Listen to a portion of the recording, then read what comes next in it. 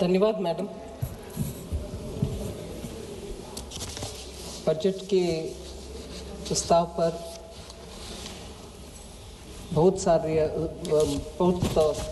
सारे members, honourable members बात किए हैं।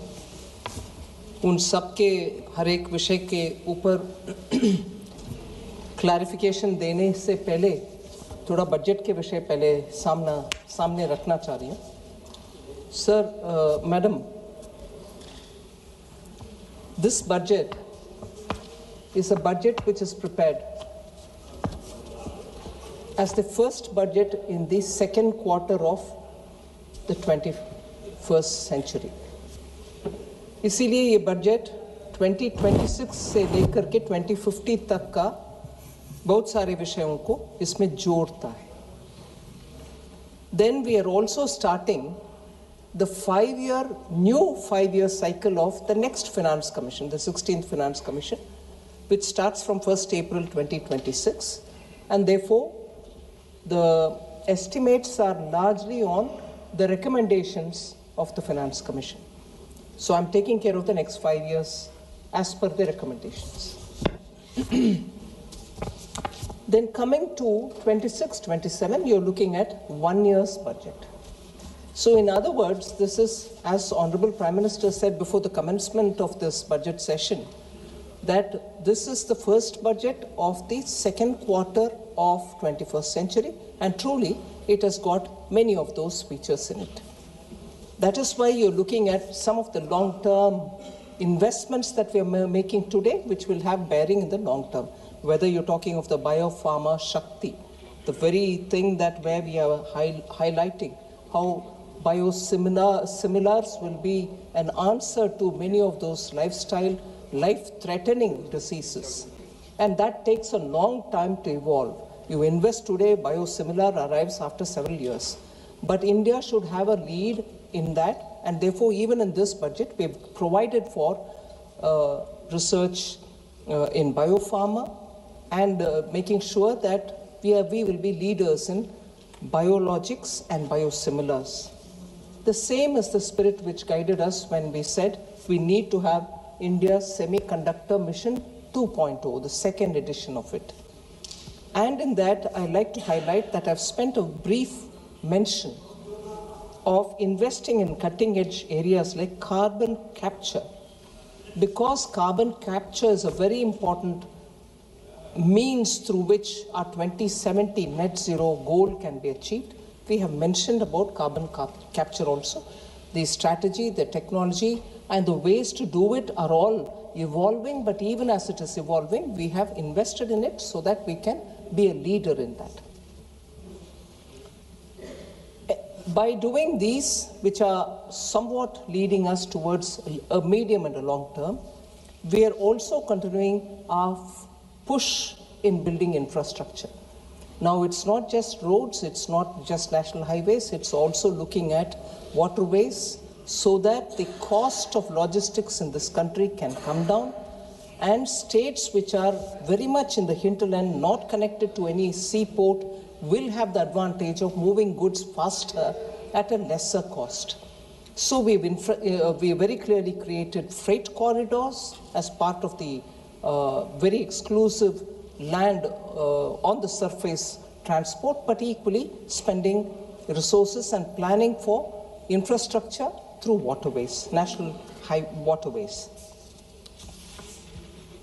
Even as we are doing this, Madam Deputy Speaker, emphasis on labor-intensive sectors and giving them emphasis so that not just they can have more resources to improve, but even looking at legacy industries which are waiting for rejuvenation have been funded. I'll take the example of building champions out of MSMEs, particularly the medium-sized units, which do not want to grow out of the MSME category, even though they have the capacity, even though they have every strength. But even in the last budget, we expanded the definition of MSME so that even if they go beyond a certain level in their turnover, they'll still be defined as MSME. They don't lose out on their benefits. But this budget, we've taken that a bit further and very clearly announced ways in which such medium-sized industries, which have potential to grow and export and also become champions in their sectors, can be given further help. And I've announced several steps towards equity help, professional help, and also making sure that they will have liquidity access.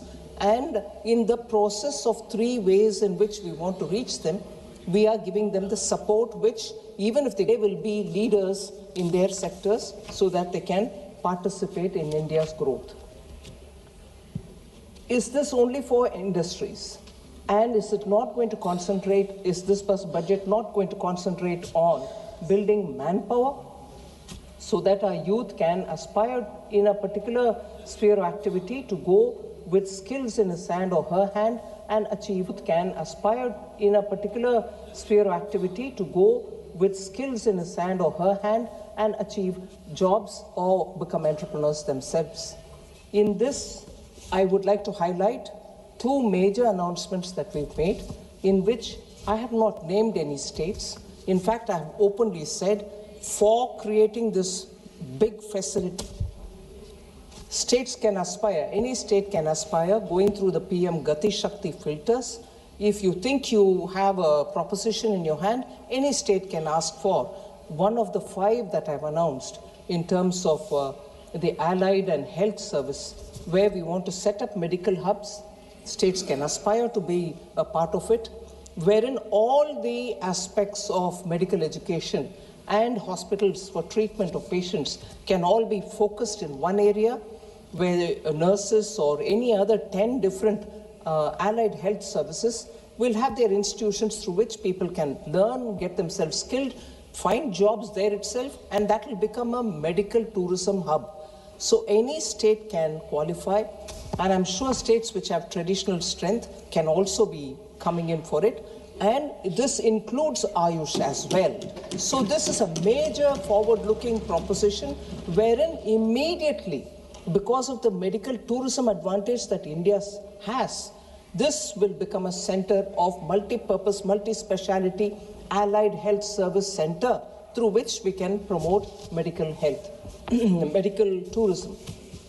So that was one of the major announcements. Similarly, we have said, instead of waiting to qualify and finishing your education and coming out and seeking where should they go for acquiring skills, the skilling element can be brought into education itself, and at the end of the day, when they come out, students can say, I can become entrepreneur, and this kind of a mega center can be kept next to any industrial cluster that any state has. So these mega entrepreneurship building centers as education hubs can also be coming up from any state. We are willing to work with the states so that this mammoth higher education center can be propped up, and therefore students can go there, come out as entrepreneurs, get to doing businesses. So if we've done these 2 in the major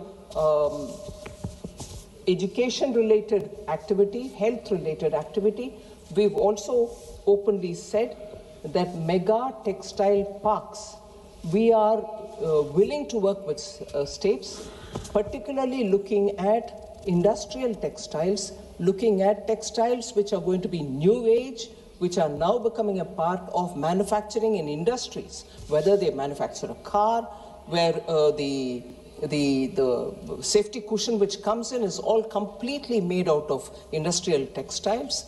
So these kind of new age textile requirements can also be produced. So these are major announcements, and I welcome any state which wants to come into this area. The center is willing to work with them and promote it. If this is all being done at the level of youth and students and larger centers where jobs and education can go together, health and education can go together, health and providing services to patients who come from different parts of the world come together. We are also placing emphasis in animal husbandry, fisheries, to make sure that in every district you get the facilities for a veterinary surgeon, veterinary hospital, testing labs, so that animal husbandry can be given that priority immediately in the rural areas. So farmers or those who are not farmers who want to get into animal husbandry can also benefit.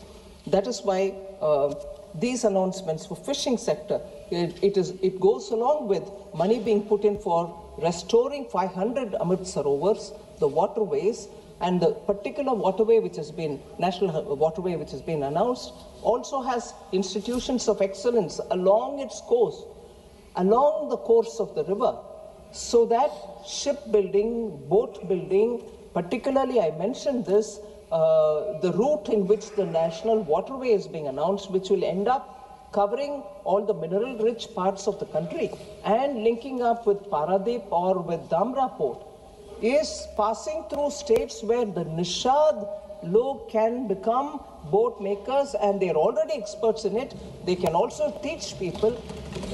They can become part of the Institute of Excellence, so that inland shipbuilding, shipbuilding for the transporting of huge logistical facilities, will all have the support of the local experts who for generations have done this work. They can also benefit in this growth. Equally, ma'am, as I said, not just helping the MSMEs which are new, but also the old and legacy industries, 200 legacy clusters which have been known for decades as those places which supported MSME, and from there they produce and export. It can be any of them. It can be Ludhiana, it can be Jalandhar, or it can be Kanpur, or it can be centers near Bihar, it can be anywhere in Bengal. So any legacy cluster, 200, we have volunteered that it can be funded, upgraded, given the modern instruments, hardware, software that is required, we will be undertaking that. Other than also providing for girls' hostel in every district, so that girls do not hesitate to take up to science education, which requires long-term, long hours to be spent in the colleges and universities. All of them, not just the girls' hostel, but the training, the internship, and the kind of programs that we're looking at, education centers, are all with AI provisioning. So AI education is not anymore kept at elite levels. It's going to be available for all our young.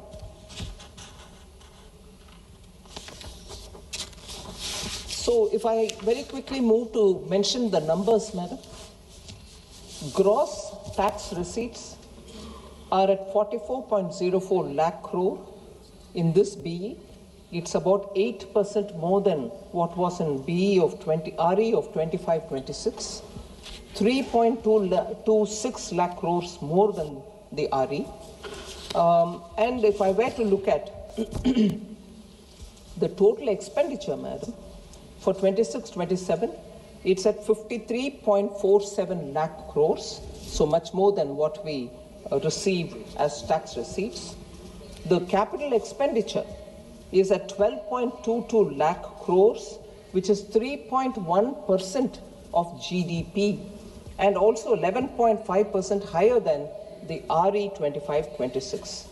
Of this, I'm glad to say, on the recommendation of finance ministers from the states who met me before the budget preparation, which is a normal calendar event which before every budget I meet up with the state finance ministers, on their recommendation and accepting their recommendation, capital expenditure grant that we grant, call it loan without interest for 50 years, which eventually would be equivalent to a grant, has been increased on their request to 2 lakh crores under SASCI, and that is very much for their capital expenditure. Many states have actually shown that some of the signature projects of their states have been completed over the years since 2021, when we have been giving them SASCI, 50 years interest-free capital expenditure, money which goes to the states.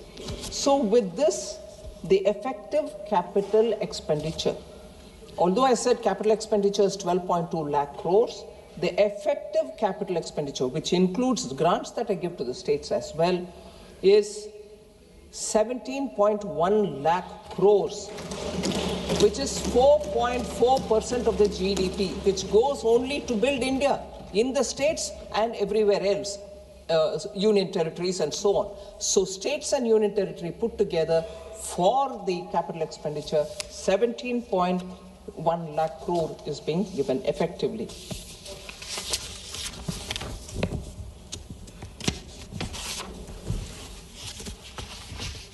I'm not spending too much time on the fiscal summary, madam. Fiscal deficit, as you know, for this coming year has been pegged at 4.3%. There are, of course, quite a few honorable members who said it's by restricting your expenditure that you've come to that fiscal consolidation. I'll explain it, that it is not by restricting the expenditure, but I can expand on that a bit later. The resources transferred to the states.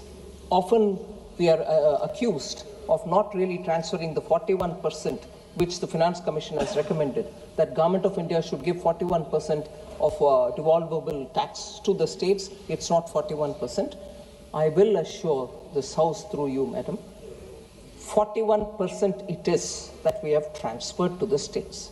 We have not reduced any states transferred devolvable tax which has to go. And that I will also bring in the details.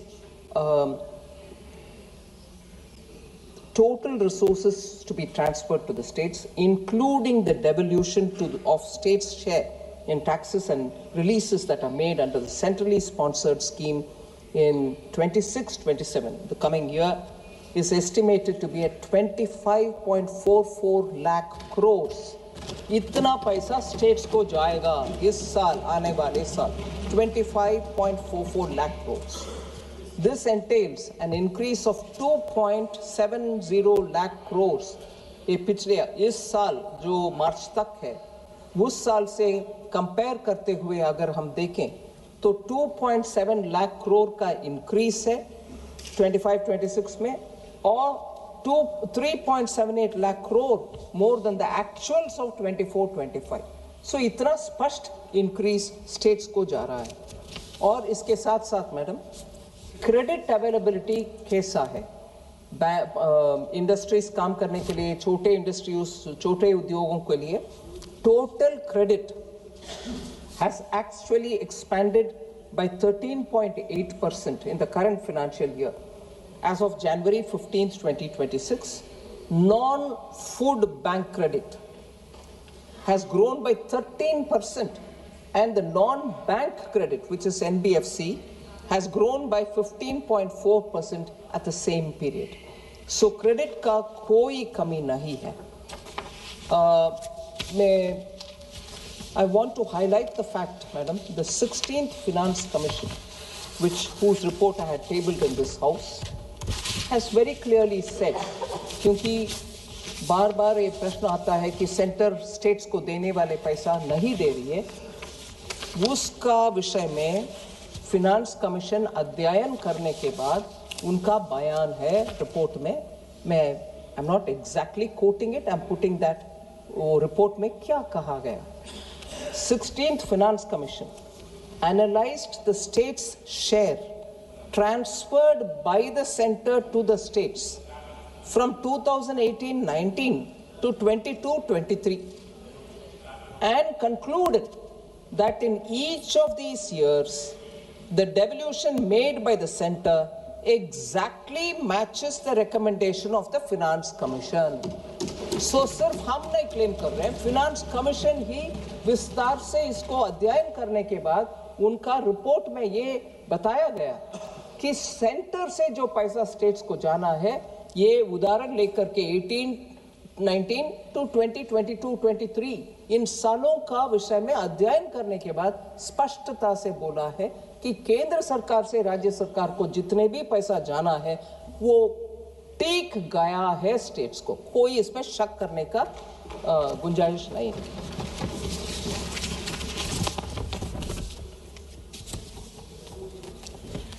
क्योंकि इस विषय में इतना स्पष्टता से मैं बात करना चाहती हूँ, थोड़ा सबको मालूम है फिर भी मैं याद दिलाना चाहती हूँ. ग्रॉस टैक्स रेवेन्यू मतलब टोटल टैक्स से जितना कलेक्ट होता है उसको ग्रॉस टैक्स रेवेन्यू कहा जाता है। वो सेसेस भी और सरचार्जेस भी उसमें शामिल होता है, वो अलग है। फिर कॉन्स्टिट्यूशन ये बताता है कि सीएजी के द्वारा ऑडिट करने के बाद नेट प्रोसीड्स क्या है, ये निर्णय करने वाले सीएजी है। नेट प्रोसीड मतलब ये ग्रॉस टैक्स रेवेन्यू जो अमाउंट है उससे सेस को हटा दो, सरचार्ज को हटा दो, उसके बाद जितनी भी है उसको डिविजिबल पूल कहते हैं, वो ही है नेट प्रोसीड। उससे हम 41% स्टेट्स को भेजा है कि नहीं भेजा है, उसका अध्ययन होना चाहिए, ना कि ग्रॉस टैक्स रेवेन्यू के ऊपर। ग्रॉस टैक्स रेवेन्यू में सेस भी है, सरचार्ज भी है। सो जब डांटना है केंद्र सरकार को, आप सेस भी कलेक्ट कर रही हो, सरचार्ज भी कलेक्ट कर रही हो, हाँ कलेक्ट कर रहे हैं, क्योंकि कॉन्स्टिट्यूशन में हमें प्रावधान है सेस कलेक्ट कर सकते हैं और सरचार्ज कलेक्ट कर सकते हैं कॉन्स्टिट्यूशन के मुताबिक। वो हटाने के बाद जो पूल रहता है उसके ऊपर आपको 41% मिलना चाहिए। वो मिल रही है कि नहीं मिल रहे, आप उसके ऊपर कैलकुलेट करो, ना कि जीटीआर के ऊपर, और उसके बाद बोलोगे कि सेस भी आप कलेक्ट कर रही हो और उससे हमें कम भी दे रही हो। No, you can't have it both ways. So I think we should be very clear। और ये Annex 4A और Annex 4B, sorry,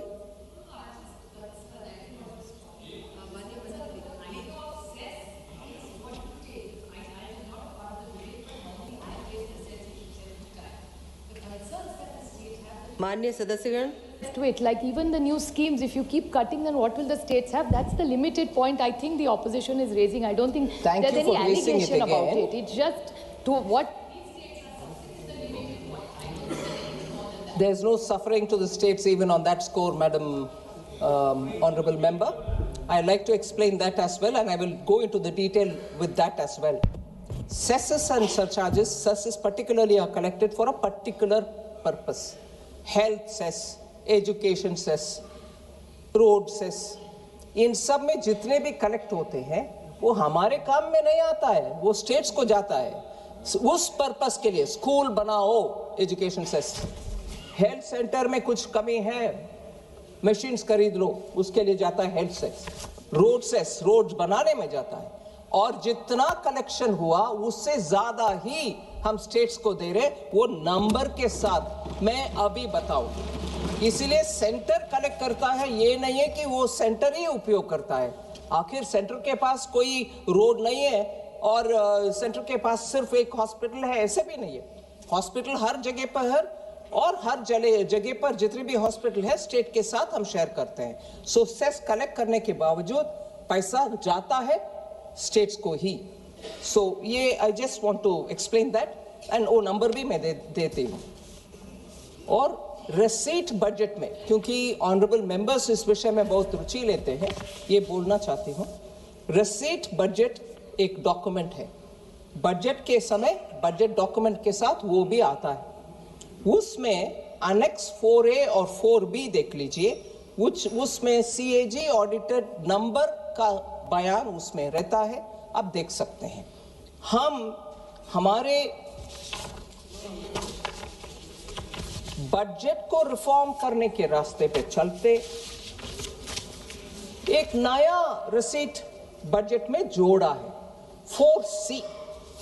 वो 4C भी हर साल आता है। उस 4C से आपको और क्लियरली डेटा मिलेगा कि कहाँ जा रहा है पैसा। ये भी फिनांस कमीशन अभी रेकमेंड भी कर रहे हैं कि हर साल आप डेटा निकालो उसका, वो निकाल रहे हैं। और हमारे बजट के डॉक्यूमेंट में, रिसीट में वो भी है, सिर्फ मेंबर्स का जानकारी के लिए मैं देना चाहती हूँ। और इसमें से मैं शुरू कर रही हूँ ऑनरेबल मेंबर्स का questions. Honorable N.K. Premchandran ji had asked related to this. आप अभी टारगेट डेट टू जीडीपी में जा रही हो विदाउट अमेंडिंग द FRBM, ये प्रश्न था उनका। मैं उनको कहना चाह रही हूँ, डेट टू जीडीपी रेशियो ये नया टारगेट कुछ नहीं।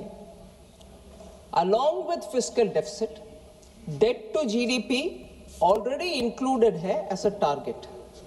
2018 amendment of the FRBM Act में वो बनाया गया है वो प्रावधान. This is mentioned under the section 41B of the FRBM Act. इसके कारण हम ये स्पष्टता से कह सकते हैं गवर्नमेंट के strategy to achieve Viksit Bharat is to provide capital investment in the economy. For that purpose, we have allocated effectively 17.15 lakh crore, and this will work as a force multiplier and therefore accelerate our move towards Viksit Bharat, and this will be a very important factor in achieving Viksit Bharat, not by moving this or that. We have not moved, both are available through the FRBM Act. Madam, बहुत सारे लोग युवाओं के लिए बात किए और ये विषय था कि कुछ ऐसे नया पॉलिसी नए ले आ रहे जिससे युवा के लिए रोजगार मिले और उनको कैसे क्या स्कीम्स के द्वारा अटेंड कर रहे. मैं स्पष्टता से कहना चाहती हूँ, जैसे मैंने पहले ही बताया, 5 regional medical hubs medical tourism को बढ़ावा देगा. उसके साथ साथ 1 lakh opportunities in the next 5 years उस एक स्कीम के द्वारा होने वाले हैं. एलाइड हेल्थ प्रोफेशनल्स के उस बड़ा स्कीम के द्वारा. फिर 5 new industrial to textile sector to leather sector major parks जो बना रहे हैं, उसमें भी हम मानते हैं नया उद्योग और जॉब्स होने का संभावना क्लियरली दिखता है. एल्डरली केयर के लिए हमारी केयर इकोसिस्टम को बढ़ावा देने के लिए 1.5 लाख केयर गिवर्स को हम तैयार कर रहे हैं इस साल विद स्किल्स जो कि वो wellness, yoga and assistive device operation सब कर पाएंगे. इसीलिए सीधा ये 1.5 लाख लोगों को इस साल ही अपॉर्चुनिटीज जॉब के नाते मिलेगा. इसके अलावा loan linked capital subsidy scheme for veterinary professionals to be available as veterinary professionals. गांवों में वेटनरी प्रोफेशनल के रोल में काम करने के लिए 20,000 से ज्यादा लोग को इसमें तुरंत इस साल ही अपॉर्चुनिटीज क्रिएट होगा, उनको जॉब्स मिलेगा. इसके अलावा क्योंकि हमने आइकॉनिक टूरिज्म सेंटर्स का अनाउंसमेंट की, उसको साथ साथ जोड़ने वाले एक स्कीम, जॉब से भी जोड़ने वाली एक स्कीम है. 10,000 टूरिस्ट गाइड्स को हम तैयार करेंगे इसी साल. 20 आइकॉनिक सेंटर्स, टूरिज्म सेंटर्स में होंगे वो, और 12 वीक का ट्रेनिंग जो ऑनलाइन भी, सीधा भी, पर्सन टू पर्सन भी होगा. इससे ट्रेन्ड टूरिस्ट गाइड्स ये आइकॉनिक सेंटर्स में अपने रोजगार बढ़ावा कर सकते हैं. श्री मार्ट्स ये भी अनाउंसमेंट हुआ है. एसएचजी ग्रुप्स के द्वारा, सेल्फ हेल्प ग्रुप्स के द्वारा महिलाओं को बहुत सारे प्रोत्साहन मिलता है, उनको कॉर्पस मिलता है, उनके छोटे छोटे बिजनेसेस कराने के लिए मदद मिलता है. बैंक्स भी उनको उनके कॉर्पस को मन में रखते हुए उनको लोन्स भी एक्सटेंड करते हैं with some consideration in the rates. इसी एसएचजी ग्रुप को फोकस करते हुए माननीय प्रधानमंत्री जी ने लखपति दीदी का एक्सपेरिमेंट शुरू किया. उसमें इतने सारे गांवों में आज हम जाने में, आई एम श्योर ऑनरेबल मेंबर्स जाने के समय आप मिल सकते हैं कितने लखपति दीदी हर गांव में अभी सामने आ रहे हैं. उनका नंबर हम बढ़ाने के लिए भी अनाउंसमेंट की है. और ये महिला आज सिर्फ उनके अपने ग्रुप में ना करते हुए, मैडम मैं आपके सामने ये कहना चाहती हूँ, मैं नागालैंड गई थी. उधर नेशनल रूरल लाइवलीहुड मिशन के द्वारा थोड़ा कम ट्रेनिंग पाए हुए महिला आज सामने होकर के बोल रहे हैं हम, मेरा अपना दुकान चलाना चाह रही हूँ. वो कपड़े में हो सकता है, लोकल अचार हो सकता है, या लोकल कुछ हैंडीक्राफ्ट्स हो सकता है. इन महिलाओं को आज उनके अपने एंटरप्राइज खोलने का इतना आतुरता है उनको हम ट्रेनिंग भी करेंगे, उनको बैंक के द्वारा असिस्टेंस भी देंगे। सो शी मार्ट का मतलब self help entrepreneur, self help group से निकले हुए महिलाओं को प्रोत्साहन देना, उनको सपोर्ट देना, मार्केटिंग असिस्टेंस प्रोवाइड करना। इस शी मार्ट का अनाउंसमेंट, ये ट्रांसिशन जो होता है क्रेडिट लेड लाइवलीहुड, उससे बाहर आकर के आज उनके अपने चलाने वाले एंटरप्रेन्योर तैयार करना, वो भी महिला के बीच में, इज अ मेजर अनाउंसमेंट। फिर दिव्यांगजन कौशल योजना, कस्टमाइज ट्रेनिंग देंगे जिनको कैसे किस रूट पे जाना है, with sensitivity and dignity intact for दिव्यांगजन। उनको आईटी में सेक्टर पा सकते हैं या तो एबीजीसी में सेक्टर, जिसको अभी बड़ा प्रोत्साहन मिला, वो वेव्स कॉन्फ्रेंस के बाद भारत में बहुत अच्छा रिस्पांस मिल रही है। इनमें ये दिव्यांगजन लोगों को आईटी सेक्टर में भी और टेक्नोलॉजी सेक्टर में भी, एबीजीसी में भी, हॉस्पिटैलिटी सेक्टर में भी उनको जॉब्स मिलेगा। ऐसे हर एक सेक्टर के ऊपर ध्यान रख के हम जॉब्स के लिए, युवाओं के लिए ट्रेनिंग, इन सब में एआई का एक्सपोजर भी उनको दिलवा रहे। मैडम, एग्रीकल्चर के ऊपर बहुत प्रश्न उठाए गए, उनको भी मैं कहना चाह रही हूँ कि टेक्नोलॉजी एआई ड्रिवन एडवाइजरी, वो भारत विस्तार के द्वारा ये मल्टीलिंगुअल एआई टूल होगा। एग्री स्टैक जो एग्रीकल्चर मिनिस्ट्री के द्वारा क्रिएट गए, हर फार्मर को आइडेंटिफाई करके उनके क्रॉप है, उनके सॉइल हेल्थ कैसा है, उनको कितना फर्टिलाइजर आवश्यकता होगा, ये सब का विषय कंप्लीटली डिजिटाइज्ड रूप में एग्री स्टैक में रखे हैं। इनफैक्ट एग्री स्टैक हमारे यूपीआई स्टैक जैसे बड़ा नेक्स्ट भारत का एक innovative approach to digitise agriculture, जिससे प्रोडक्टिविटी इंक्रीज होगा, फार्मर का इनकम बढ़ाने के लिए ये एग्री स्टैक पोर्टल और आईसीएआर का एक पैकेज भी है एग्रीकल्चरल प्रैक्टिसेस के ऊपर, कौन सा बीज अच्छा क्वालिटी है उसको टेस्ट करने का, और क्या एक्सटेंशन ट्रेनिंग दिलवाना है, इरिगेशन कितना कैसे होना, ये दोनों का एग्री स्टैक जो डिपार्टमेंट का है और आईसीएआर पैकेज जो quality of processing and also quality of seed and cultivation, इन जो दोनों को मिल करके बेटर फार्म प्रोडक्टिविटी के लिए जो साइंटिफिक बेसिस में एग्रीकल्चर मिनिस्ट्री में जो काम हो रहा है, उसको पूरा समर्थन हमने स्पष्टता से कही है। इससे फार्मर को रिस्क कम और प्रोडक्टिविटी ज्यादा होगा। हमारे भारत के किसान को हम धन्यवाद कहना चाहिए कि इतनी सारे रिस्क जो है, बारिश आएगा, ओला होगा या क्रॉप एकदम नष्ट में आ जाएगा, पानी मिलेगा नहीं मिलेगा, क्वालिटी ऑफ सीड, इन सभी विषयों में उनका इतने सारे रिस्क है, फिर भी हमारे अन्नदाता सामने होकर के हमारे एग्रीकल्चरल सेल्फ सफिशिएंसी दे रहे हैं। उनका अभी डिजिटली सपोर्ट करने के लिए ये महत् प्रयत्न है। वो फिनांस मिनिस्ट्री के द्वारा हमने पूरे साथ देने के लिए आगे आ चुके हैं। इसके अलावा high value agriculture and horticulture, क्योंकि डाइवर्सिफाई करने का आवश्यकता भी है, इसी हाई वैल्यू एग्रीकल्चर और प्लांटेशन रिलेटेड मैटर्स में चलते हमने अनाउंस किया कोकोनट प्रमोशन स्कीम। इसके द्वारा old and non productive trees को रिप्लेस कर सकते हैं, हाई यील्डिंग सैपलिंग्स को उपयोग कर सकते हैं। 1 करोड़ फार्मर्स के लिए ये तुरंत बेनिफिट देगा। ये एक अनाउंसमेंट कोकोनट प्रमोशन के, और ये बहुत ही इंपॉर्टेंट है।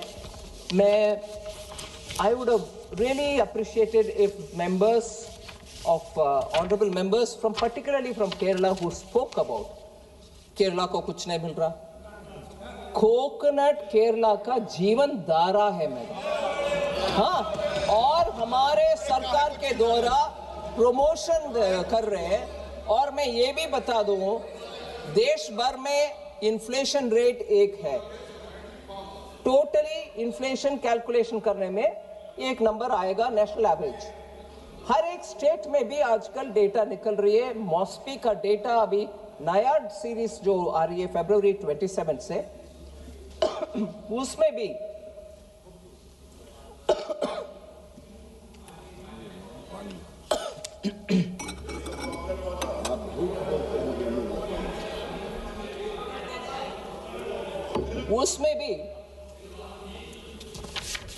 स्टेट्स का इन्फ्लेशन डेटा देते हैं। आप लगातार देख सकते हैं क्योंकि शॉर्ट सप्लाई की वजह से नारियल भी चाहिए खाने पकाने में और नारियल तेल भी चाहिए। केरला के इन्फ्लेशन नंबर सिर्फ कोकोनट के किल्लत के कारण उनके इन्फ्लेशन में असर पड़ता है। भारत सरकार अभी केरल के और कोकोनट ग्रोइंग हर स्टेट में ये प्रमोशन स्कीम के द्वारा कोकोनट सप्लाई भी अच्छा रहे, कोकोनट ऑयल भी हमारे देश में खूब प्रोड्यूस हो, जिसमें स्टेट्स जो ज्यादातर कोकोनट को उपयोग करते हैं उनको डायरेक्टली बेनिफिट मिलेगा। सो फार्मर 1 करोड़ बेनिफिट करेंगे तो कंज्यूमर भी अच्छा कोकोनट मार्केट में आने में ये सुविधा मिलेगा। और आई एम ग्लैड केरल को केरला कंज्यूमर को भी बेनिफिट मिलेगा। फिर कोकोनट ग्रोइंग बाकी स्टेट्स का भी इससे असर। दूसरा, एनके प्रेमचंद्रन जी हर साल मिलते थे मेरे से कि हमारे कैशू ग्रोवर्स के लिए कुछ करो, बाकी ऑनरेबल मेंबर्स भी मिलते थे, कुछ करो हमारे कैशू। इससे ज्यादा कॉम्प्रिहेंसिव अप्रोच लेकर के कैशू सेल्फ सफिशिएंसी हो भारत देश में, कैशू एक्सपोर्ट हो भारत देश से, कैशू का वैल्यू एडिशन हो जाओ भारत देश में ही, ऐसे कॉम्प्रिहेंसिव कैशू के लिए टोटल पैकेज, और उसका ज्यादातर I would think 70% beneficiary are in Kerala, all right also in Karnataka, Andhra Pradesh. Our honourable member from Kakinada spoke about it this morning. So Maharashtra, Goa, completely cashew industry last few years had their own difficulties. मगर इस scheme के द्वारा हमने cashew को complete support दे रहे हैं। सो इन states में थोड़ा एक्टिवली होकर के सामने आकर इसका पूरे भरपूर उपयोग करना चाहिए इस स्कीम को। ऐसे ही कोको, आज को कर्नाटका में भी बीच में इंटर क्रॉपिंग का फैसिलिटी, वो अरेका नट ट्रीज के बीच में कोको कल्टीवेशन हो रही है भारत देश में, उसका भी सपोर्ट हम दे रहे हैं। ऐसे ही हमारे हिमालयन हिली स्टेट्स में पाइन नट का, वॉलनट्स का, आमंड्स का प्रोत्साहन इस स्कीम के द्वारा मिलेगा। और नॉर्थ ईस्ट में पर्टिकुलरली त्रिपुरा एंड असम, ये अगरवुड उधर होता है, उसको लाइक साम्रानी, the frankincense, they use it for making agarbattis, and south east Asia में उसका बहुत बड़ा मार्केट रहता है। त्रिपुरा में मुझे मालूम है बहुत बड़ा वन, अगर के वन, हमारे बीजेपी सरकार आने के तुरंत बाद उधर बहुत बड़ा इनिशिएटिव हुआ करता था, वो भी इसमें से बेनिफिट होगा। लास्टली, केरला और कर्नाटका, सैंडलवुड का बेनिफिट अब तक कोई सरकार ने उसके ऊपर बात नहीं किया। मोदी जी ने उसमें डायरेक्ट मुझे आदेश दिया। भारत का कल्चर से जुड़े हुए सैंडलवुड हमारे पूजा में, हमारे घरों में रखते हैं और सैंडलवुड को सेक्रेड मानते हैं हम। उसका कल्टीवेशन ही कम हो रहा है। मुझे सुनने में आया और डेटा भी मैंने देखा, ऑस्ट्रेलिया में आज बड़ा सा सैंडलवुड का वन वो लोग तैयार कर रहे हैं। भारत को पुनः सैंडलवुड का प्रामुख्यता समझ करके हम उसको प्रोत्साहन देना चाहते हैं। I am grateful honourable prime minister came and said, you are from the south, don't you know that you are losing all the sandalwood forest. इसका अभी मुझे ये भी मालूम है, आंध्रा में नेल्लूर डिस्ट्रिक्ट में शायद एक व्यक्ति पिछले 25-30 इयर्स से सैंडलवुड कल्टीवेट कर रहा है, मगर वो घर उनका वन में नहीं है, ऑर्डिनरी लैंड में उन्होंने सैंडलवुड कल्टीवेट किया। मगर कानून ऐसे है, वो सैंडलवुड इन द फॉरेस्ट जैसे ही उसको भी हम देखते हैं, काटना नहीं है, उसको कुछ करना नहीं है, मगर बड़ा हो गया ये किसान तो उनके अपने व्यक्तिगत अनुभव के साथ उसको बढ़ाया, मगर we are not able to do anything. So कानून जब रेस्ट्रिक्टिव हो जाता है, ऐसे बड़ा बड़ा जो भारत देश का संपत्ति माना जाना चाहिए, ऐसे सैंडलवुड का भी हम इस बार प्रोत्साहन दे रहे हैं। I am sure Kerala, Karnataka and states can benefit out of it. मत्स्य पालन के ऊपर 1 मिनट लेती हूं क्योंकि बहुत सारे मेंबर्स उसके ऊपर भी बात किए। 500 रिजर्वायर को हम अमृत सरोवर का नाम दे रहे हैं और फिशरी वैल्यू चेन पूरे कोस्टल स्टेट्स में वैल्यू चेन बनाने के लिए हम फिश फार्मर्स प्रोड्यूसर ऑर्गेनाइजेशन बना करके उनके द्वारा वैल्यू एडिशन कोस्टल एरियाज में ही हो जाने दो, फिर उससे एक्सपोर्ट भी अच्छा बढ़ सकते हैं, वो भी हम इस बजट में प्रावधान कर चुके हैं। इसके अलावा मैडम कभी भी ऐसे प्रोत्साहन देंगे मगर एक्सपोर्ट करने के समय दिक्कत आ जाता है। Duty free EEZ fishing zone, exclusive economic zone जो होता है हमारे समुद्र के तट में, उस पूरे इलाका में फिशिंग राइट्स हमारे फिशरमैन को मिलना चाहिए। अभी तो वो 12 किलोमीटर्स तक ही जा सकते हैं, उसके आगे जाने में दिक्कत आ जाता है। अभी हम we have amended things in such a way that they can go to the high seas also and catch fish, and that fish can be exported even from there, and every such selling will be considered as export. Processing का भी हम boost करना चाहते हैं, उसका भी import duty में कुछ चेंजेस ले आए जिससे मत्स्यकारों को बेनिफिट हो सकता है। एनिमल हस्बेंड्री मैंने ऑलरेडी रेफर कर चुकी हूँ, ज़्यादा उसमें और एक्सपैंड करना नहीं है, मगर लाइफ स्टॉक सेक्टर के लिए कैलकुलेशन जब हम करते हैं सेंट्रल एक्साइज ड्यूटी का, बायोगैस ब्लेंडेड CNG के ऊपर एक्साइज ड्यूटी जो लगाते हैं, the entire value chain, biogas value chain को हम एक्सक्लूड कर रहे हैं, उसके ऊपर कोई एक्साइज ड्यूटी नहीं होगा, जिससे सीधा किसान का बेनिफिट मिलेगा। फिर कोऑपरेटिव सेक्टर में बहुत सारे फार्मर्स काम करते हैं, उसको भी इस बजट में टैक्स में राहत दिलाए हैं, क्योंकि वो कैटल फीड उत्पादन करके उनके अपने कोऑपरेटिव सोसाइटी में देते हैं, उसके ऊपर कोई टैक्स नहीं लगेगा। ऐसे ही नेशनल फाइबर स्कीम जिसमें सिल्क, वूल और जूट का भी हम प्रावधान दे रहे हैं, छोटे छोटे लघु उद्योग काम करते हैं उसमें। ऐसे ही आयुर्वेदा एक्सपोर्ट्स का भी फार्मर्स जो ऐसे हर्ब्स को, जड़ी बूटियों को उत्पादन करते हैं, उनके फील्ड में उगाते हैं, उनको भी लैब सेटअप करके क्वालिटी मेडिसिन तैयार करने के लिए कर रहे हैं। मैडम एक विषय फार्मर के जब बात करते हैं, फार्मर के ऊपर विषय बात करते हैं, बजट एलोकेशन फॉर फर्टिलाइजर ज़्यादातर हम भूल जाते हैं।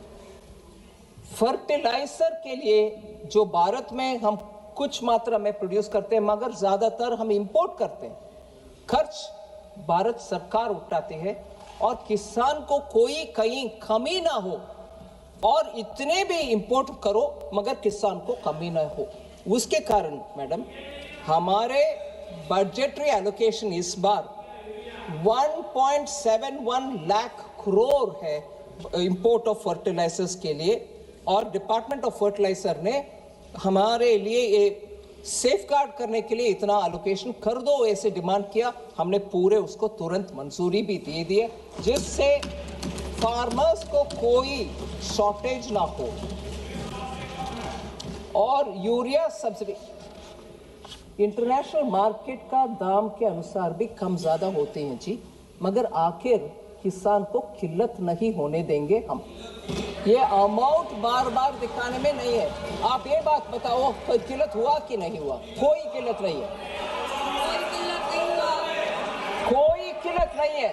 स्टेट गवर्नमेंट जाकर के जो होर्डिंग करके बैठ रहा या प्लाईवुड इंडस्ट्री को भेज रहा, वो एक्शन लेना चाहिए। नहीं, बिल्कुल नहीं। माननीय मंत्री प्लीज। और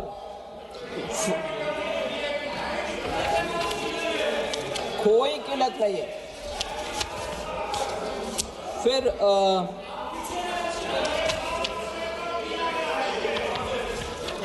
मैडम, बार बार बहुत सारे लोग मखाना बोर्ड पिछले बार आपने अनाउंस किया, क्या हो गया? अनाउंस भी किया, अमाउंट भी इंक्रीज किया, और उस मखाना बोर्ड स्कीम के लिए पिछले बार, क्योंकि उस साल ही अनाउंसमेंट हुआ, 30 करोड़ हमने प्रावधान किया बोर्ड के लिए। इस बार वो 90 करोड़ इंक्रीज हुआ है, कम नहीं हुआ। और बिहार सरकार ने जमीन भी उसके लिए एलोकेट कर चुके हैं, सो उसके ऊपर जरूर आगे बढ़ेगी काम। फिर कोई ऑनरेबल मेंबर ने हमसे पूछा कॉटन टेक्नोलॉजी मिशन और मिशन फॉर पल्सेस और mission for vegetables and fruits, क्या हो गया उसका? बहुत अनाउंसमेंट करते हो स्कीम, आखिर क्या हो रहा? ये तीनों को हमने मर्ज कर चुके हैं और सेंट्रली स्पॉन्सर्ड स्कीम का नाम अभी कृषि उन्नति योजना। इसके तहत ये तीनों के लिए जो पैसा उनको मिलना है वो मिलेगा।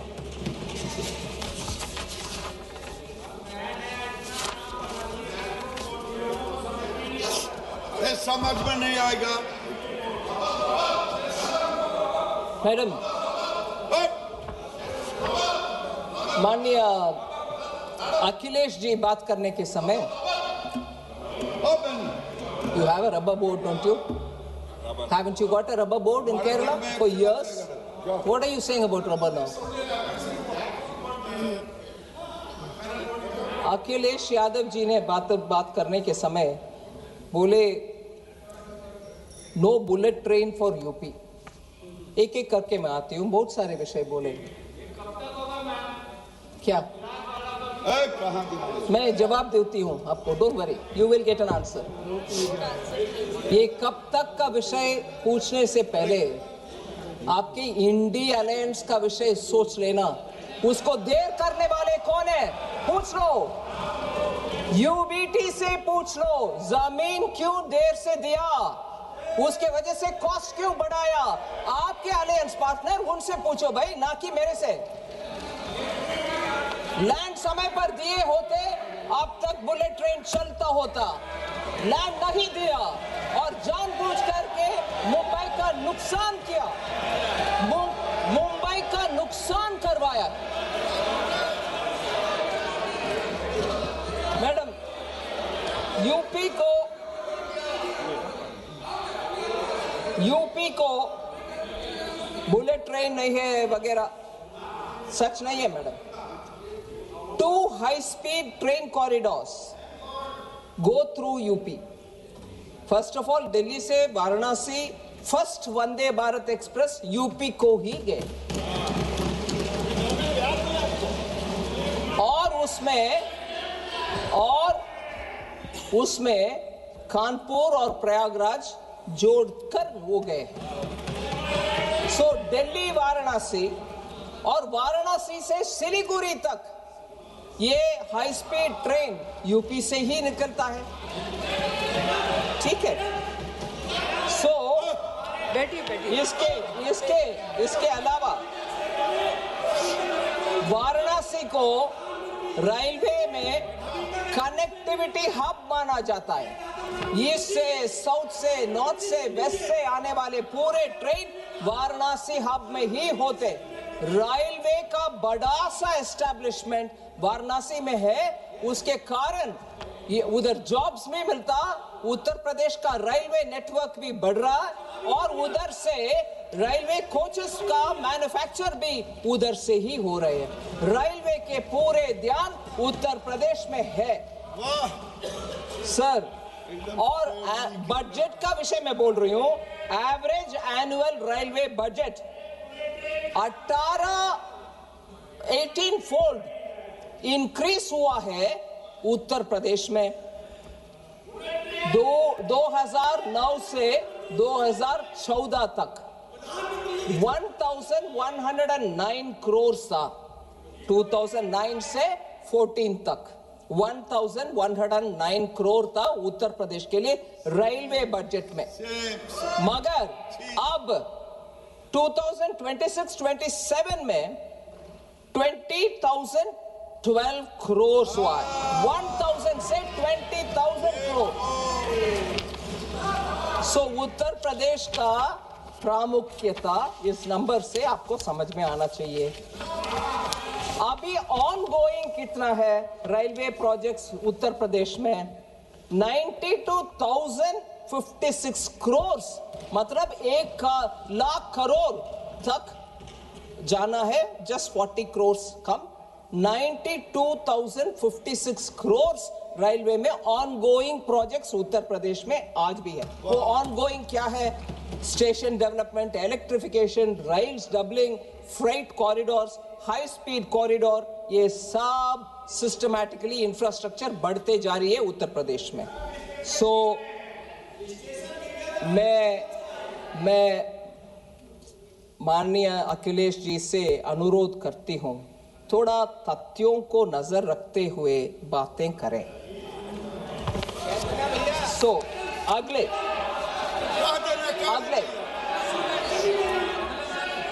Professor Saugata Roy, west Bengal does not find a mention in the budget. बोलते हैं वेस्ट बंगाल बजट में एक बार भी मेंशन नहीं हुआ। ये डेलिबरेटली पता नहीं क्यों मिस इन्फॉर्मेशन करना चाहते हैं। मैं बोलना चाह रही हूं, वेस्ट बंगाल पूर्वोदय में एक बहुत ही इंपॉर्टेंट स्टेट में, वो स्ट्रैटेजिकली उनको उधर लोकेशन पूर्वोदय में, उसके तहत east coast industrial corridor Durgapur से बजट अनाउंसमेंट इतना क्लियर करती है, integrated east coast industrial corridor Durgapur में एक नोड रख करके आसनसोल दुर्गापुर बेल्ट को पोजीशन करती है और ईस्टर्न इंडियन इंडस्ट्रियल कॉरिडोर उससे बनेगा, दुर्गापुर उसका एंकर होगा।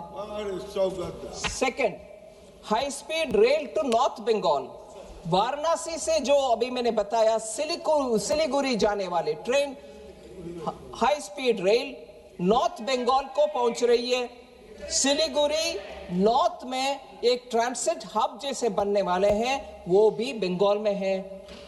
तीसरा, जूट रिवाइवल के लिए हमने इतना बड़ा घोषणा की है, national fibre scheme for self reliance in jute, और बंगाल के हुगली बेल्ट में जो जूट मिल्स है उन सब में लाखों जूट फार्मर्स को उसके द्वारा उनका जीवन शैली ही गुजरता है, उनके लिए अलग से national fibre for self reliance in jute.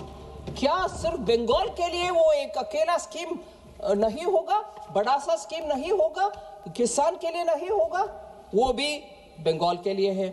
इसके अलावा leather exports, duty free imports, inputs, shoe upper का इनपुट्स का भी हमने ड्यूटी फ्री कर दिया, जिससे लेदर इंडस्ट्री में काम करने वाले बंगाल में ज्यादातर लोग पहले 6 महीने के लिए इंपोर्ट करें और 6 महीने के अंदर एक्सपोर्ट भी करना पड़ता था।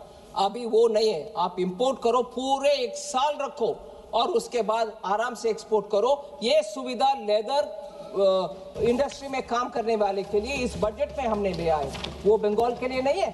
फिर पूर्वोदय, इसमें टूरिज्म डेस्टिनेशन, ये पूर्वोदय 5 स्टेट के लिए, हर एक स्टेट में एक वर्ल्ड क्लास टूरिज्म डेस्टिनेशन हम बनवाएंगे, इसका अनाउंसमेंट भी हुआ। वेस्ट बंगाल उनके अपने चुने हुए कुछ क्षेत्र को ऐसे हाईलाइट बना सकते हैं, वो अपने स्टेट के इच्छा के अनुसार वो कर सकते हैं, वो भी उनके लिए। ऐसे ही जंगल महल एरिया में जो बीड़ी बनाने के लिए तेंदू लीफ निकालते हैं फॉरेस्ट से, उस तेंदू लीफ के ऊपर TCS हम कलेक्ट करते थे, उसको 5% से 2% को कम करवाया इस बजट में। उसके बेनिफिट सीधा बंकुरा, पुरुलिया और मिदनापुर में जो काम करते हैं फॉरेस्ट में जाकर के तेंदू पत्ता ले आकर के बीड़ी वर्कर को देते हैं, उनको सीधा मिलेगा। ये सब बंगाल के लिए नहीं है क्या? बंगाल का मेंशन नहीं हुआ, ऐसे आरोप लगा रहे, वो गलत आरोप है। फिर और मैं ये कहना चाह रही हूं, हमने केमिकल पार्क का अनाउंसमेंट किया और वो केमिकल पार्क को चैलेंज मोड में ले आने के लिए क्या बंगाल अपने साहस दिखा नहीं सकते कि जहां उनका हल्दिया पेट्रोकेमिकल यूनिट के बगल में केमिकल पार्क अगर बनना चाहते हैं, हमने तो 3 केमिकल पार्क अनाउंस किए बिना स्टेट का नाम लेते हुए। बंगाल सामने आने दो, केमिकल पार्क बनने के लिए वो भी सेंटर के साथ काम करें।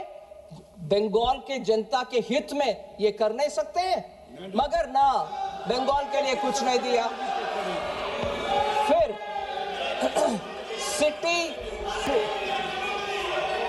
सिटी इकोनॉमिक रीजन का अनाउंसमेंट हुआ। इसमें हम बोल रहे हैं, आप उदाहरण के लिए मैं बोल रही हूं, मैंने नाम नहीं लिया, कोई भी स्टेट आ सकते हैं सामने। हर साल अगले 5 साल के लिए हर साल 1000 करोड़ देंगे एक सिटी का इकोनॉमिक रीजन बनाने के लिए। क्यों? कोलकाता, हावड़ा, आसनसोल, दुर्गापुर उसमें शामिल हो सकते हैं।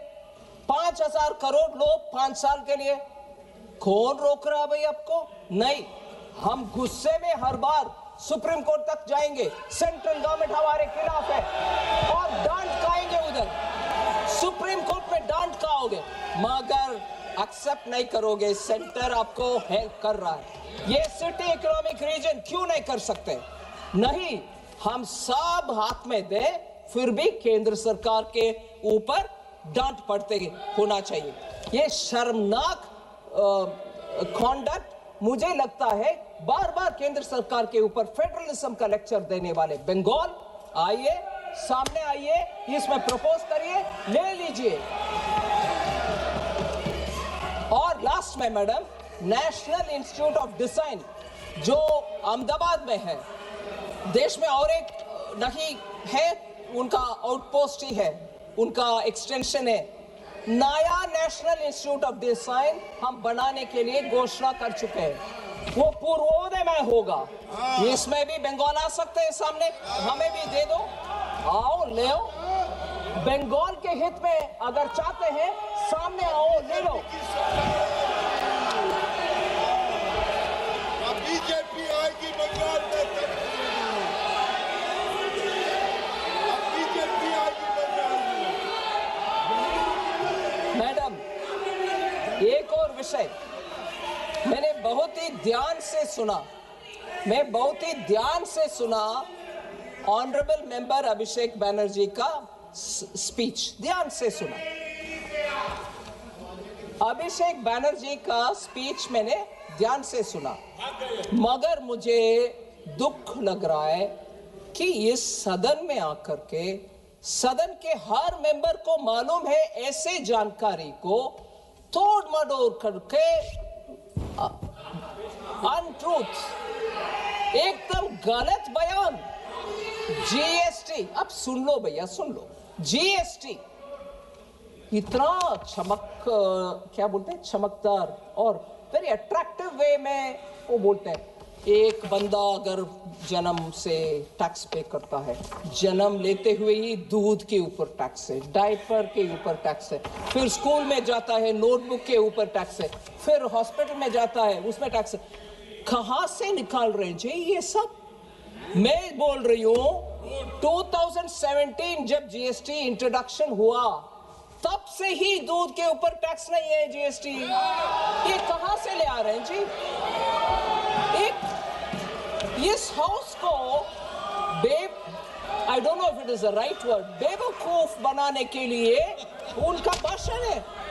मिल्क के ऊपर कोई टैक्स नहीं है जीएसटी, एजुकेशन के ऊपर कोई टैक्स नहीं है, जीएसटी इफेक्टिवली एग्जेम्प्ट है, 0 है। Pre school to higher secondary education ये सब जीएसटी से मुफ्त। Education leading to recognised qualification जहां है वहां भी जीएसटी नहीं है। बुक्स, नोटबुक्स, टेक्स्ट बुक्स सब जीरो है जीएसटी। ये सब जुलाई 2017 से ही, ये नेक्स्ट जनरेशन जो सितंबर 2025 में आया उसमें और सुधार हुआ है। एंड देयरफॉर एसेंशियल, और ये भी पेंसिल, शार्पनर, अब इतना आई मीन मुझे लग रहा है कि how can you go on saying like this untruth. ये टीएमसी का भी जीरो आने वाला है, टीएमसी का भी जीरो आएगा, जीरो। और पेंसिल शार्पनर मैं स्पष्ट करने के लिए बोल रही हूं मैडम आपको, ये आप आराम से सुनिए ना, सुनो मैम, आप सुनिए अब सुनो ma'am. Madam. Pencil, sharpener, eraser, exercise book, notebooks, maps सब जीरो है। सो ये कहां से निकल कर डेटा ले आ रहे पता नहीं। हेल्थ केयर सर्विसेज सितंबर 2025 से इधर बहुत चर्चा हुआ मानसून सेशन के समय। उसके बाद हेल्थ में मैं जीएसटी काउंसिल को धन्यवाद कहना चाह रही हूं, सभी मंत्रीगण उसमें सहमत थे। जीएसटी रेट ट्रीटमेंट, डायग्नोसिस और केयर के लिए जीरो है, टोटली एग्जेम्प्ट है सिंस 1 जुलाई 2017।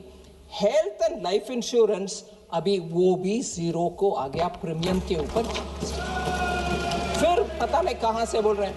फिर मुझे बहुत ही दुख लगा, और ये विषय हम सबको दुखदायक बनाने वाले विषय,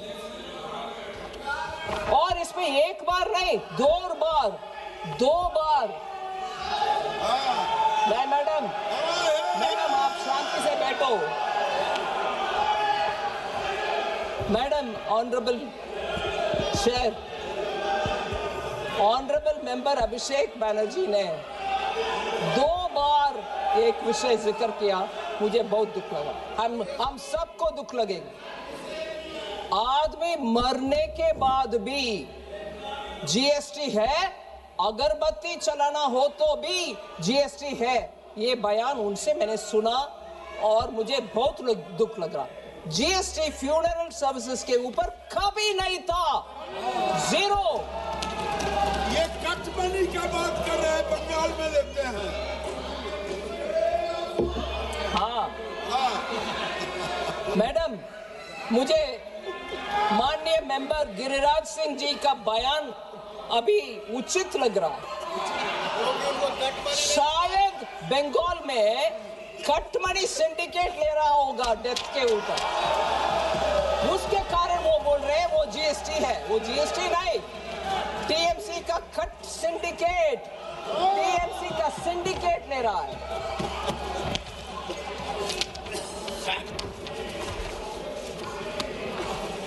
मैडम, एक और विषय,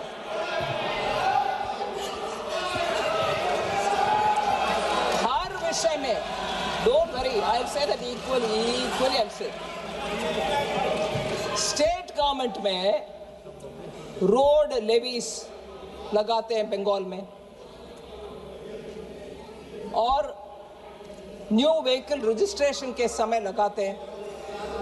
अगर बंगाल के नागरिक के ऊपर इतना उनके मन में पीड़ा है कि जीएसटी लेके जा रहे हैं सब में, वो स्टेट लेवल टैक्स क्यों लगाना है?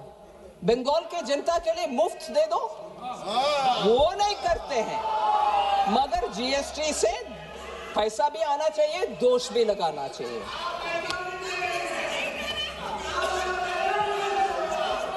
मैं एक रिक्वेस्ट करती हूँ माननीय मेंबर को, मैंने एक रिक्वेस्ट करती हूँ, उनके गवर्नमेंट में जाकर बोले, मैडम सुनिए, आपके गवर्नमेंट को बोलो, आपके गवर्नमेंट के पास ये बात बोलो, ऑनरेबल एमपी कॉमन मैन के ऊपर, सुनिए मैडम, आपके कॉमन मैन के ऊपर बंगाल में बोझ कम करना चाहते हो तो मैं बोल रही हूं, कोलकाता में पेट्रोल दिल्ली से कंपेयर करते हुए 10 रुपया क्यों ज्यादा है? आप जाके उसको कम करो ना। डकैती, डकैती। वो कम करो मैडम। और लास्ट में बंगाल के विषय में मैडम, मैंने जब अनाउंस किया, मैंने एक माननीय सदस्य प्लीज। ईस्ट फ्रेट मैडम, इस बजट में हमने दंकुनी का नाम लिया। दंकुनी क्योंकि ईस्ट वेस्ट कॉरिडोर बनना चाहिए। ईस्ट वेस्ट कॉरिडोर जहां दंकुनी से सूरत को जाना है, वो हमने अनाउंस किया। बंगाल के नेतागण को इतना दुख है, बंगाल के लोगों को इतना दुख हो कि ये अनाउंसमेंट माननीय सीएम ममता बनर्जी जब रेलवे मंत्री थी उस समय ये अनाउंसमेंट हो चुका है। आप कुछ नया नहीं कर रही हो। ये अनाउंसमेंट, ये उनका शिकायत है। Dankuni to Surat east west freight corridor का अनाउंसमेंट, उसमें बंगाल के लोग बोलते हैं ये तो हमारी ममता बनर्जी रेलवे मंत्री जब थी उस समय अनाउंसमेंट हुआ है।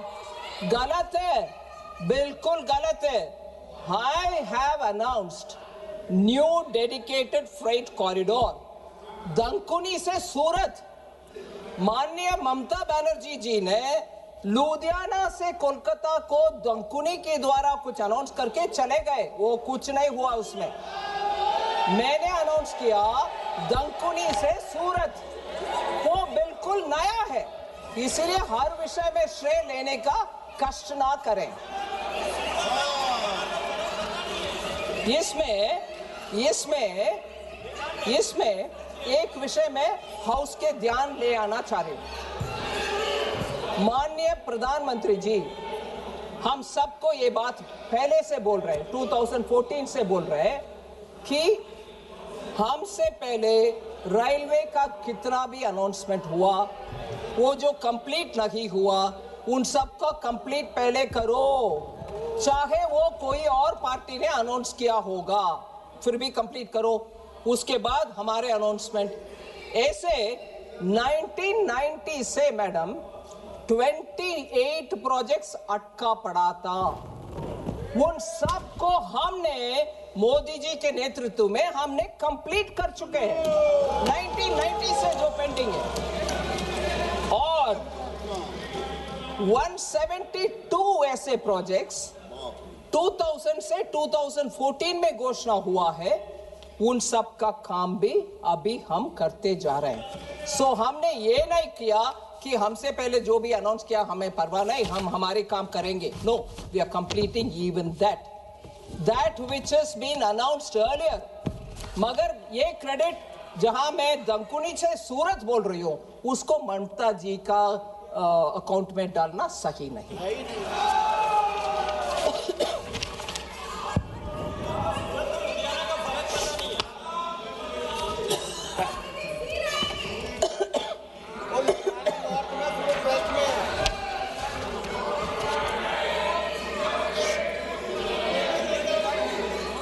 एक और बात माननीय अभिषेक बनर्जी का विषय में, वो बोले हैं हम आई कम फ्रॉम अ भारत करके बहुत सारे विषय बोले। मैं हर एक विषय के ऊपर नहीं कमेंट करना चाहती हूँ, मगर एक लाइन था बहुत ही सुई जैसे, like sharp needle, survival is becoming luxury, और ऐसे कुछ शब्द उपयोग किए। Survival is actually becoming a दिक्कत। मैं बोलना चाह रही हूँ मैडम, पर्टिकुलरली फॉर महिला, उनका कॉन्टेक्स्ट होता। अक्टूबर 2025 में MBBS स्टूडेंट ओडिशा से जो बंगाल में पढ़ रही थी, दुर्गापुर में, उनका गैंग रेप हुआ। फिर लीगल प्रोसेस के द्वारा वो झगड़ा करके फरवरी 2026 तक आई। फिर अक्टूबर 2025 में ऑनरेबल चीफ मिनिस्टर पब्लिकली बोल रहे हैं, 2025 में माननीय चीफ मिनिस्टर एक महिला होते हुए, अब सुनिए सुनिए सुनिए मैडम, महिला होते हुए भी माननीय चीफ मिनिस्टर बोल रहे हैं अगर महिला गर्ल हो, स्पेशली गर्ल चाइल्ड, रात्रि के समय बाहर नहीं आना।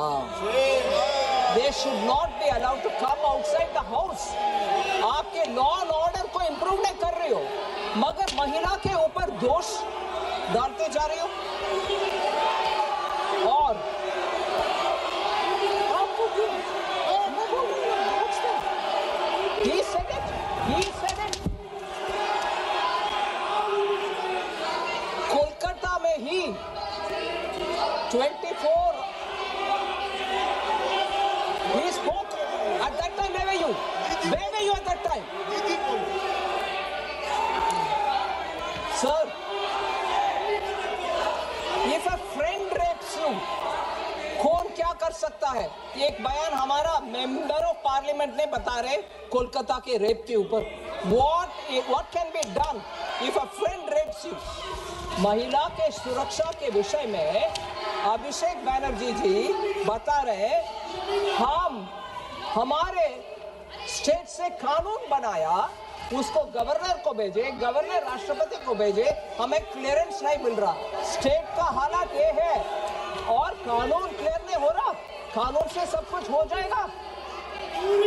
कालीगंज में जून 2025 में बॉम्ब ब्लास्ट में एक बच्ची मारा गया, टीएमसी लीडर उसको अरेस्ट भी हुआ। मेदिनीपुर में टीएमसी लीडर का अरेस्ट हुआ बॉम्ब के वजह से। बंगाल में बॉम्ब चलता है, कानून नहीं चलता।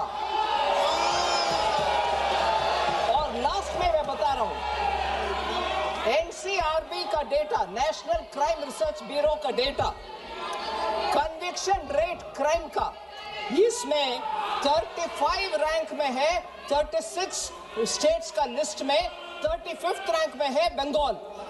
और हमारे ऊपर शिकायत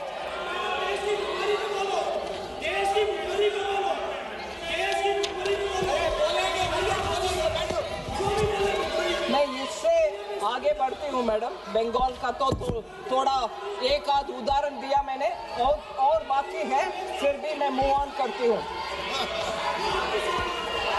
कम्युनिस्ट लोग खड़े होकर के रेदर बात किए बजट के ऊपर कम्युनिस्ट लोग बात किए।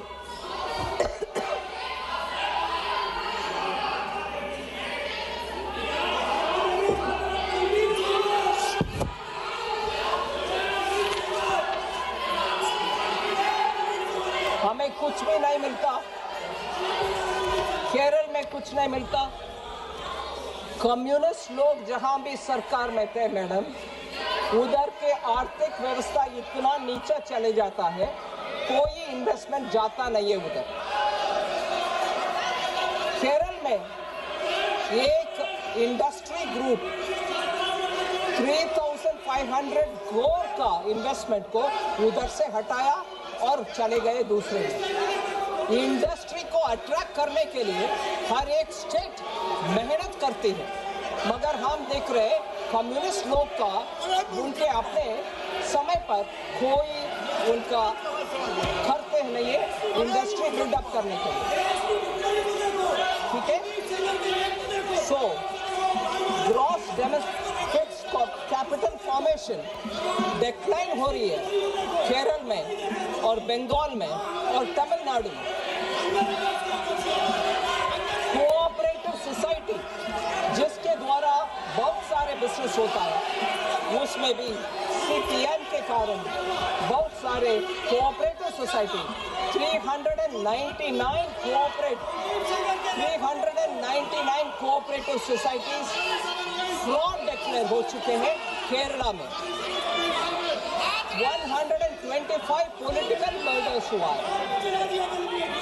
30 killings happened during the current CM's time. Kerala के विषय बोल रही हूँ। I am talking about Kerala. Go hear it. Vulnerable elections, madam, जो ट्राइबल लोग होते हैं, SC लोग होते हैं, highest IPC crime rate in India of 661 per lakh population, according to NCRB data, is from Kerala.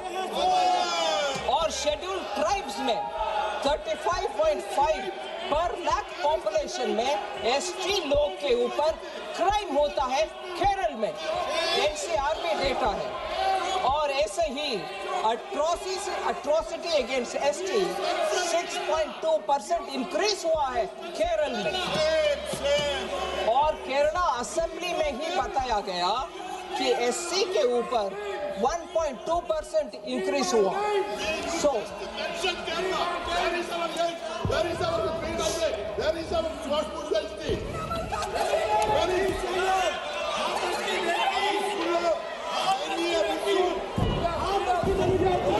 Ma'am, माननीय leader of the opposition Shri Rahul Gandhi ji बहुत सारे विषय बातें की, अभी सुनना चाहिए। वो थोड़े जुजुत्सु मार्शल आर्ट के लैंग्वेज बताए। हाँ, ग्रिप, कंट्रोल, ग्रिप बहुत बताए ग्रिप के ऊपर। और ये भी बताए, इतने भी बताए कि चेयर में बैठे हुए हमारे जगदम्बिका पाल जी को हम आपको रिस्पेक्ट करते हैं, आप आखिर हमारी पार्टी वाला है वगैरह, वो भी बताए। ठीक है जी। बिट्टू को गद्दार था। बट उन्हीं के पार्टी से बाहर आए हुए बिट्टू को ट्रेटर बताया। ये एक चेयर में बैठे हुए दोस्त हैं, हमारे बिट्टू ट्रेटर हो गए। सो ऐसे कहने वाले लीडर ऑफ द ऑपोजिशन बहुत सारे विषय बताए, उनको मैं जरूर एक एक पॉइंट पे जरूर आंसर करना चाहता हूं। मैं वो सही एक विषय उठाए।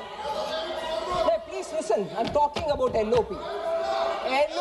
Listen, no, listen. You will be keen to know. नहीं, Suresh, you're not wanting to listen on LOP. Kodi Kundil Suresh. माननीय Your मंत्री LOP. माननीय मंत्री जी, माननीय मंत्री प्लीज।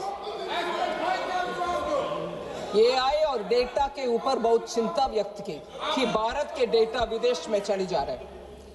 सही नहीं है, क्योंकि हम इंसेंटिवाइज कर रहे हैं डेटा सेंटर्स को, जिससे भारत देश में डेटा रहे और भारत के युवा को जॉब्स मिले।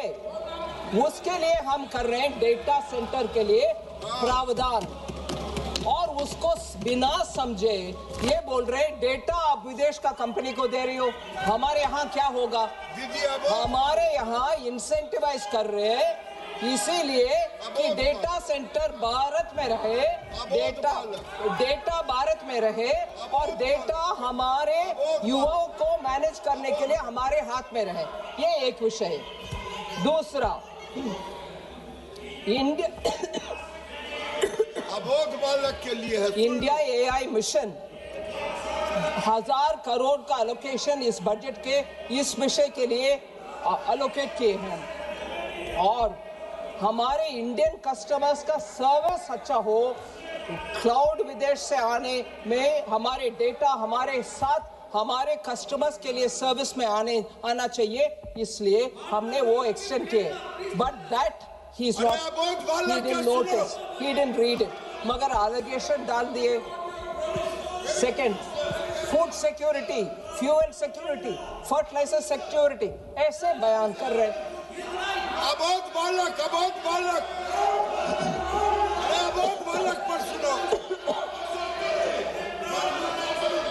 ये विषय हमारे सांसदगण और उनके सांसदगण सब सुनना चाहिए, धैर्य से सुनना चाहिए, धैर्य से सुनना चाहिए। Go sit and hear, ma'am, please. Ma'am, I'm talking to her, okay? I'm replying Rahul Gandhi. Go sit and hear. माननीय मंत्री जी प्लीज। अरे KC Venugopal ji, leader of the opposition के लिए आप चिल्लाते रहते हो, अभी जवाब दे रही हो, उनके लोगों को सुनने के लिए बोलो। अबोध बालक, अरे अबोध बालक को बोलो। Madam,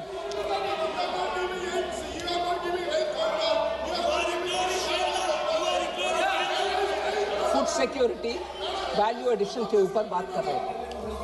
I want to tell him, total food subsidy के लिए 2.27 लाख करोड़ बजट में एलोकेशन हुआ है फूड सिक्योरिटी के लिए, और 80 करोड़ लोगों को अभी भी हम जारी रख रहे हैं फ्री फूड।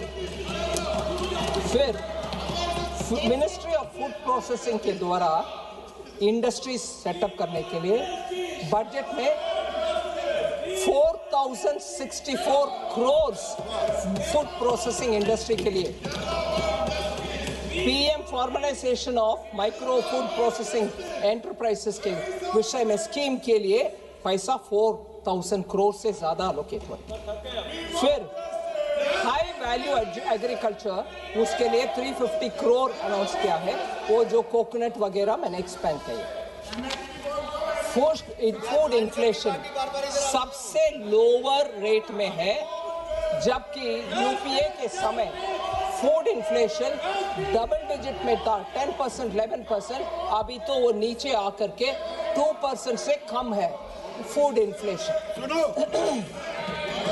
फिर वो बहुत बड़ा बयान दिया, geopolitics, energy, weaponisation of finance, इन सब के ऊपर बोले कि इतने सारे चैलेंजेस है, बजट ब्लड, ये भी बोल रहे हैं कि हमारे बजट उसको एक्नॉलेज करता है, मगर बजट में इतने सारे हैं उसको पढ़ा नहीं है।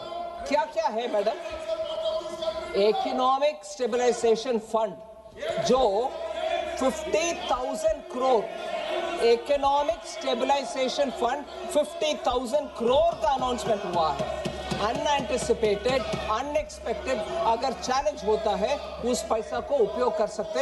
ये 25-26 में ही अनाउंस हो चुका है, वो पैसा है, उनको उसका ध्यान नहीं है। Technology security fund 9,800 crore to counter weaponisation of technology and finance हमने अलॉट कर चुके हैं, वो उसको भी उनका जानकारी नहीं है, पढ़ा नहीं है। अबोध बालक। एनर्जी सिक्योरिटी, रेयर अर्थ के लिए भारत तैयार रहना चाहिए, माइक्रोचिप्स हम बनाना चाहिए, इसके ऊपर इतना चिंता व्यक्त करने वाले लीडर ऑफ द ऑपोजिशन ये भी पढ़ा नहीं है कि एनर्जी सिक्योरिटी के लिए हमने critical to insulate India from weaponization of energy matters, the budget pushes for autonomy in critical minerals, customs duty का exemption हुआ, न्यूक्लियर पावर के लिए 2,500 करोड़ अलॉट हुआ, and national green hydrogen mission के लिए 600 करोड़ अलॉट हुआ। बजट को पढ़ा नहीं है, आ गए हमारे लीडर ऑफ द ऑपोजिशन बात करने के लिए। फिर बजट में ये भी कहा कि SEZ मैन्युफैक्चरिंग यूनिट्स इंपैक्ट हुआ है ये टैरिफ वगैरह के कारण, उनको डोमेस्टिक एरिया में सेल करने के लिए हमने प्रावधान किया, कस्टम्स ड्यूटी को छूट दिया, सो दैट वो यूनिट्स बच पाएंगे। फिर कॉम्पिटिटिवनेस इंक्रीज करने के लिए, ट्रस्ट बेस्ड गवर्नेंस ले आने के लिए कस्टम्स में इतने प्रावधान किए। फिर सपोर्ट करने के लिए MSME और आर्टिसान्स को 10 lakh value cap on courier export, courier के द्वारा जो एक्सपोर्ट होता है उसको भी हमने कैप हटा दिया, जिससे हमारे छोटे छोटे उद्योग बाहर एक्सपोर्ट करने में सुविधा हो। फिर ये क्लियरेंस करने के लिए डिजिटल एक ही प्लेटफॉर्म बनाया, जिससे इंपोर्ट भी एक्सपोर्ट भी एक ही विंडो के द्वारा हो सकते हैं। ये कुछ नहीं पड़ा, आ गए हमें लेक्चर करने के लिए, हमारे देश का इनसिक्योरिटी, ये सब है बजट में, पढ़ा कि नहीं है? फिर ये जरूर सुनना चाहिए, कांग्रेस के लोग इसको सुनने में क्षमता रखना चाहिए। They should have the strength to listen to this. Bharat को सेल कर रहे, भारत फार्मर को सेल कर रहे, मोदी जी सरेंडर कर दिया। मोदी जी किसी देश का हित का विषय में सामने खड़े होकर के बात करेंगे, देश के हित में काम करेंगे, मगर देश को बेचने वाले कौन है? Who has sold? I tell you who has sold. 2013 में world bank, world trade organisation WTO में जाकर के बाली में कांग्रेस ने एक समझौता करके आए। वो दो ही विषय था, ट्रेड फैसिलिटेशन एक था, दूसरा विषय public stock holding of grains था।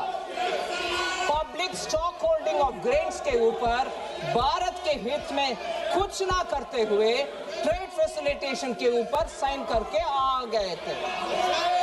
इसका मतलब था 2017 जनवरी से भारत देश में कोई किसान से प्रोक्योरमेंट हो नहीं सकता है और हम रेशन के दुकान से गरीब लोगों को कुछ भी दे नहीं सकते हैं। मतलब रेशन का कोई भी चीज जा नहीं सकते। वर्ल्ड ट्रेड ऑर्गेनाइजेशन का बाली के मीट में जाकर के समझौता करने वाले ये लोग हैं। हमारे किसान से MSP दे करके कोई प्रोक्योरमेंट कर नहीं सकते थे। अगर मोदी जी 2014 में आकर के WTO के ऊपर हर प्रकार we fought for it and got peace clause so that we can think of the country also, man. This country 2017 से PDS डिस्ट्रीब्यूशन कर नहीं सकते थे, गरीब को रेशन दे नहीं सकते थे, देश को, गरीब को, किसान को बेचने वाले ये लोग हैं। ये सरेंडर करके आए हैं, WTO में जाकर के पूरे सरेंडर करके आए हैं ये लोग। और भारत देश का हमारे प्रधानमंत्री जी के ऊपर ये आरोप लगा रहे LOP, उनको कोई नैतिक अधिकार बनता नहीं है। 2017 के अंदर पीस क्लॉज WTO में लेकर आए मोदी जी। इसके वजह से कोविड के समय हम सब लोग को रेशन दे पाए और किसान से आज भी प्रोक्योरमेंट हो रही है। नहीं तो कांग्रेस के साथ चलते हुए हमारे देश का किसान सड़क पर आ जाते। ये सेल करने वाले लोग हैं, ये भारत का किसान को बेचने वाले लोग हैं, ये हमारे गरीब को बेचने वाले लोग हैं। मैडम, लास्ट में एक और विषय, नहीं, पाकिस्तान के साथ भारत को जोड़ने दे दिया और US एडमिनिस्ट्रेशन के साथ डील करने के समय अब पाकिस्तान के साथ भारत को जोड़ने क्यों दिया? और ये कहकर लीडर ऑफ द ऑपोजिशन हमें सजेशंस दे रहे हैं, नेगोशिएशन कैसे करना है।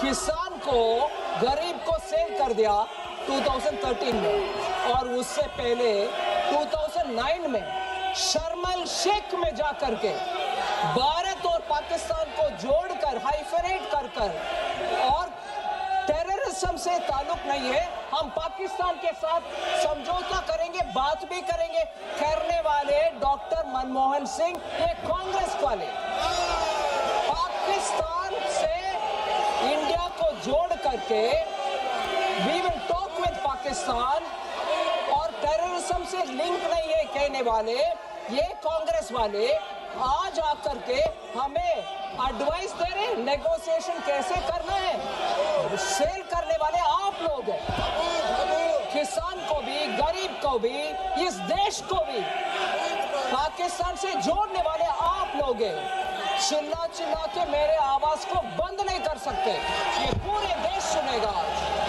ये पूरे देश सुनेगा। आप आकर के इधर हमें एडवाइस दे रही हो। इस किरण रिजिजू ने सही कहा, भारत को वाले कोई माँ की लाडला अभी तक जन्म नहीं हुआ, मोदी जी कभी नहीं करेंगे। Thank you madam. अरे दीदी अब